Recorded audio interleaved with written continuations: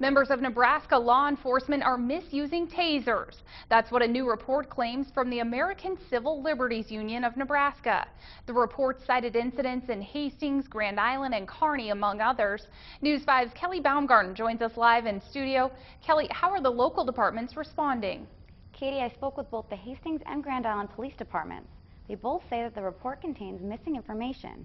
Both departments also say they believe that the use of tasers has declined over the past few years.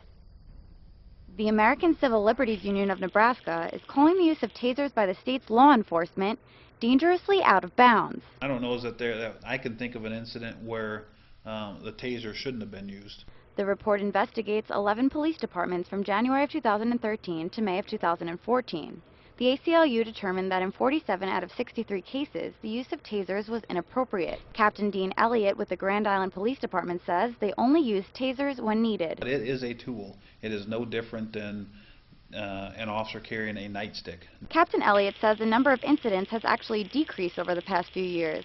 According to the department's force report, in 2012 there were 24 taser deployments.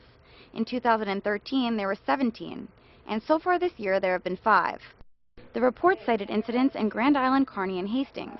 It says a woman with a mental illness in Grand Island was tasered while sitting down. But Captain Elliot says the woman had been attacking the officer, and the officer was unaware of her mental state. Unfortunately for the officers, in this heat of the moment, split-second decisions, these people are not wearing a sign that says that they're mentally ill and that we should treat them with kid gloves.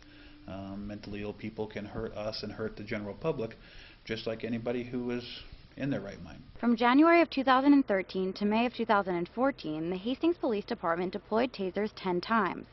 The report says a man in Hastings was tasered in retaliation for spitting on officers. But Sergeant Stephen Murphy says the report does not include the fact that the man had hepatitis C. I think if somebody knows they have a serious communicable disease and spits on a police officer and continues to spit on other police officers there, that's, to me, an act of aggression. In fact, it's considered a felony in Nebraska. And some departments are upset because the numbers are from the 2013 to the 2014 time period.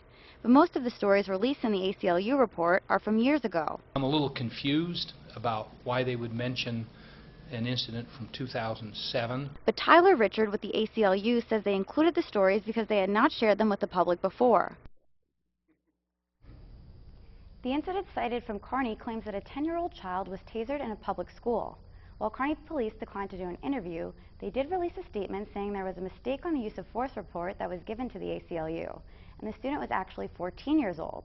They said they will not be releasing any other comments until they have had a chance to review the ACLU report. Katie?